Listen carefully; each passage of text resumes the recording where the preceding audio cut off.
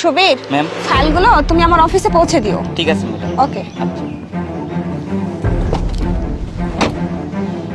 Madam, এই নিন 3 লক্ষ টাকা। আর আপনি শহরে আমার যে বিল্ডিংটা আছে সেটার কাজ বন্ধ করে দিয়েছিলেন, ওইটা একটু প্লিজ চালু করে দিন ম্যাডাম। আরে কে আপনি? আপনাকে তো আমি চিনি না। আর আপনি আমাকে এতগুলো টাকা কেন দিচ্ছেন? ম্যাডাম, আমি শাহেদ খান। আপনি জোনাইল শহরের মধ্যে যে বড় বিল্ডিংটা দেখছেন হচ্ছিল, সেই কাজটা আমি পেয়েছিলাম ম্যাডাম, কিন্তু আপনি কাজটা বন্ধ করে দিয়েছেন। প্লিজ ম্যাডাম, এই টাকাগুলো রাখুন আর আমার কাজটা আবার চালু করে দিন না প্লিজ। ও, তুমি সেই শাহেদ খান? আমি তো জানতাম যে তোমার বিল্ডিং এর কাজটা বন্ধ করে দিলে তুমি আমার পিছনে কুত্তার মতো ঘুরবা। আমি এই এলাকার নতুন কমিশনার।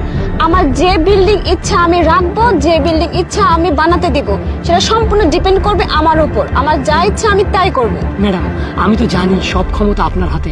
আর দেখুন ম্যাডাম, আপনাকে খোঁজার জন্য আমি আপনার অফিসেও গিয়েছিলাম, কিন্তু আপনার কোনো শিডিউল পাইনি। সেজন্য ম্যাডাম আপনাকে এভাবেই আমি আর কি ধরলাম। ম্যাডাম প্লিজ আপনি 3 লক্ষ টাকা রেখে দিন আর আমার বিল্ডিংয়ের কাজটা আবার চালু করে দিন না ম্যাডাম প্লিজ। মাত্র 3 লক্ষ টাকা দিয়ে তুমি তোমার কোটি টাকার কাজ হাসিল করতে চাচ্ছ? এই ধরো তোমার টাকা। প্লিজ ম্যাডাম, এমনটা করবেন না ম্যাডাম।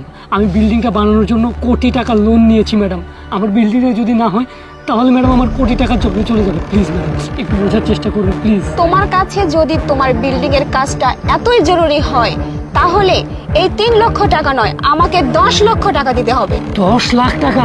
ম্যাডাম, 10 লাখ টাকা তো অনেক টাকা ম্যাডাম, আমার জন্য না অনেক সমস্যা হয়ে যাবে। Please madam. কোটি টাকার বিল্ডিং বানাবা আর এই 10 লক্ষ টাকা তুমি আমাকে দিতে পারবা না।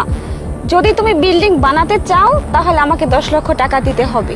এখন তুমি ভেবে দেখো যে তুমি বিল্ডিংটা বানাবে কি না, তাহলে আমাকে 10 লক্ষ টাকা তোমায় দিতে হবে।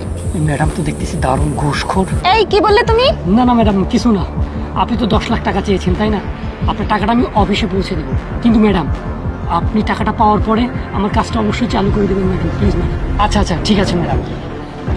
এই ড্রাইভার, যাও গাড়িতে ওঠো, গাড়ি চালাও। এই নিন ম্যাডাম, এখানে 10 লক্ষ টাকা আছে, কিন্তু ম্যাডাম যে করে হোক আমার কাজটা আবার চালু করে দিন ম্যাডাম, তাছাড়া আমার অনেক বড় ক্ষতি হয়ে যাবে ম্যাডাম প্লিজ। এই নিন টাকা। ওকে, আপনি চিন্তা করবেন না, আপনার বন্ধ হওয়া কাজটি আবার চালু করে দিচ্ছি আমি। Thank you madam, thank you so much. আমি জানতাম আপনি আমার কাজটা করে দিবেন। আমি অনেক কষ্ট করে টাকাটা অ্যারেঞ্জ করেছি ম্যাডাম। আসি ম্যাডাম, আসসালামু আলাইকুম।